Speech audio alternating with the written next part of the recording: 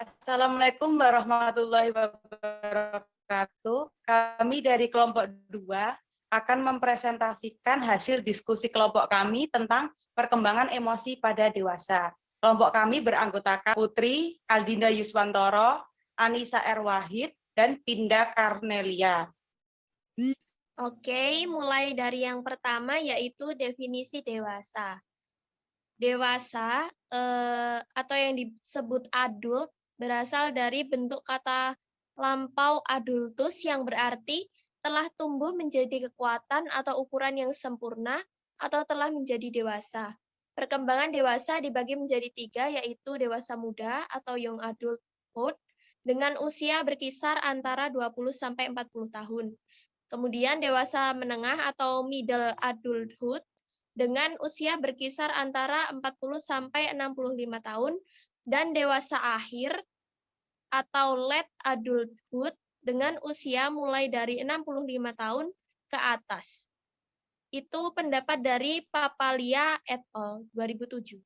Nah, sekarang definisi emosi dan kematangan emosi. Menurut Crow and Crow 1962 mengartikan emosi sebagai suatu keadaan yang bergejolak pada diri individu yang berfungsi sebagai inner adjustment atau penyesuaian dari dalam terhadap lingkungan untuk mencapai kesejahteraan dan keselamatan individu. Nah, sedangkan menurut Chaplin 2009, yaitu suatu keadaan atau kondisi mencapai tingkat kedewasaan dari perkembangan emosional. Dan karena itu, pribadi yang bersangkutan tidak lagi menampilkan pola emosional seperti anak-anak. Istilah kematangan atau kedewasaan seringkali membawa implikasi adanya kontrol emosional. Kemudian aspek perkembangan emosi wanita. Yang pertama, relasi dan membina hubungan dengan orang lain merupakan hal yang sangat bernilai bagi wanita. Kedua, interaksi difokuskan pada pengembangan orang lain. Ketiga, perlu mempertahankan kompetensi dan minat dalam relasi. Terakhir, perlu memotivasi diri. Selanjutnya, aspek perkembangan emosional pria. Peran pria memiliki sifat kualitatif dan tidak konsisten, seperti menimbulkan tekanan hidup, merugikan kesehatan, menghambat minat dalam relasi, kemudian beberapa bidang yang menimbulkan ketegangan karena peran pria. Yang pertama yaitu kesehatan. Lama hidup pria 5 tahun lebih singkat dari wanita. Kemudian relasi pria-wanita yaitu meremehkan, bersikap kasar, menolak mengembangkan relasi yang sejajar dengan wanita.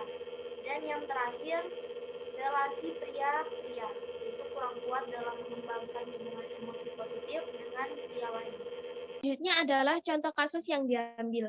Kasus yang kami ambil berkaitan dengan pernikahan yaitu KDRT, di mana laki-laki dalam pernikahan tersebut selingkuh dengan wanita lain. Saat sang istri curiga untuk menutupi kesalahannya, maka laki-laki tersebut akan menyakiti istrinya secara fisik bahkan mental.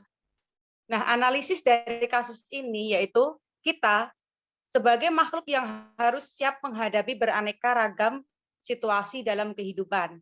Tentu kita pernah dihadapkan dengan suatu masalah, tapi tak semua benar-benar menghadapi masalah tersebut. Banyak dari kita yang memilih melarikan diri ketika berhadapan dengan masalah tersebut. Nah, dalam kasus KDRT ini, laki-laki merespon stres dengan fight sebagai bentuk pelarian diri dari masalah itu. Selanjutnya, respon stres pada pria atau fight or flight. Menurut Berkowitz, pada tahun 1995, pernah menjelaskan bahwa ketika individu berhadapan dengan kejadian tidak menyenangkan, mereka akan mengalami kondisi afektif negatif atau sikap negatif yang terbedakan. Salah satu reaksi kondisi ini adalah stres. Reaksi ini kemudian akan menimbulkan respon lainnya, yaitu reaksi impulsif berupa perilaku melawan atau fight dan menghindar atau flight. Perilaku melawan berkaitan dengan ingatan, pikiran, dan respon perilaku yang berhubungan dengan agresi. Sedangkan menghindar dikaitkan dengan respon yang berhubungan dengan melarikan diri. Adapun respon stres pada pria atau fight or flight, menurut Cannon yaitu yaitu bahwa stres sebagai respon tubuh terhadap suatu hal. Stres juga dinilai menyebabkan perubahan pada keseimbangan fisiologis yang dihasilkan dari rangsangan fisik maupun psikologis. The General Adaptation Syndrome and Disease of Adaptation membagi stres menjadi 3 fase reaksi pertahanan, yaitu tanda bahaya atau alarm, perlawanan atau resistance, dan kelelahan atau exhaustion. Selanjutnya adalah respon stres pada wanita atau Ten and Befriend. Sedangkan wanita saat mengalami stres akan merespons dengan Ten and Befriend. Ten and Befriend adalah suatu pola yang dibangun berdasarkan sistem caregiving melalui proses bio-behavioral. Dengan menyalurkan naluri keibuannya merawat anak-anak dan keluarga, atau melalui relasi sosial, terutama pada sesama wanita. Mereka berusaha mencari dukungan untuk mereduksi stres yang dialaminya. Nah, kesimpulan dari diskusi kelompok kami yaitu dari hasil analisis di slide sebelumnya dapat disimpulkan bahwa pria dan wanita berbeda dalam merespon suatu stres. Dalam kasus KDRT, biasanya yang memulai adalah laki-laki sebagai wujud dari fight, sedangkan wanita akan lebih dekat dengan keluarga atau temannya untuk mencari rasa aman atau Ten and Befriend. Selanjutnya, fakta-fakta KDRT.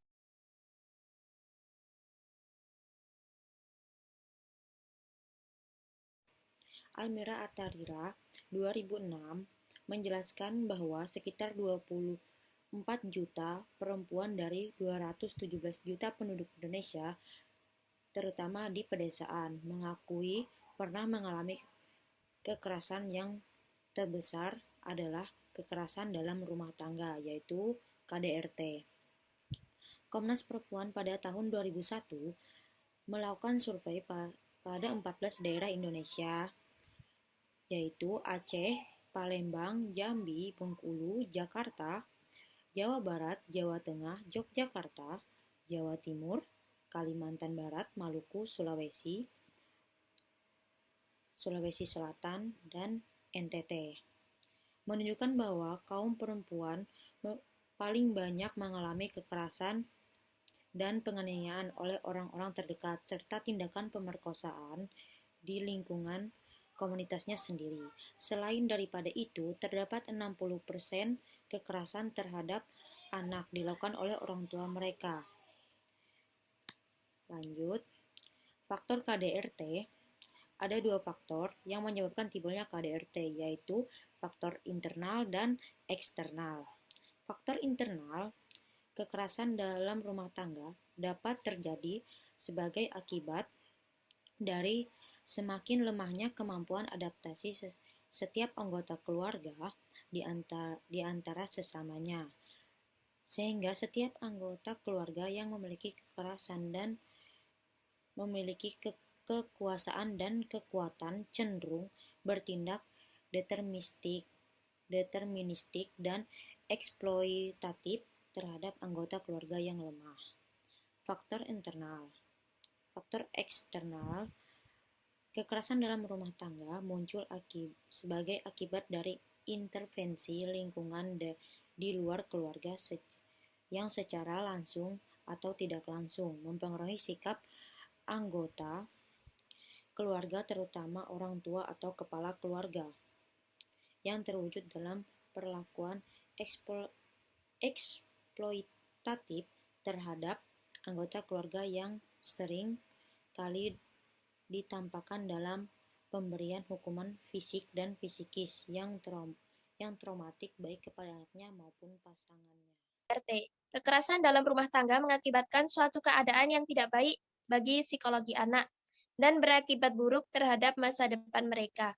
Anak-anak yang tumbuh dalam keluarga yang sering menyaksikan dan mengalami kekerasan dalam rumah tangga setelah menjadi dewasa akan mempunyai sikap yang asosial dan cenderung dalam kehidupannya selalu melakukan tindak kekerasan, atau mereka mengalami gangguan jiwa yang bisa membahayakan banyak orang, sehingga diperlukan penanganan yang serius terhadap masalah kekerasan dalam rumah tangga oleh pihak pemerintah dan seluruh komponen masyarakat untuk meminimalisir atau menghilangkan tindak kekerasan dalam rumah tangga. Dengan demikian, maka pertumbuhan kejiwaan atau psikologi dapat berlangsung sesuai dengan harapan keluarga, masyarakat, dan bangsa.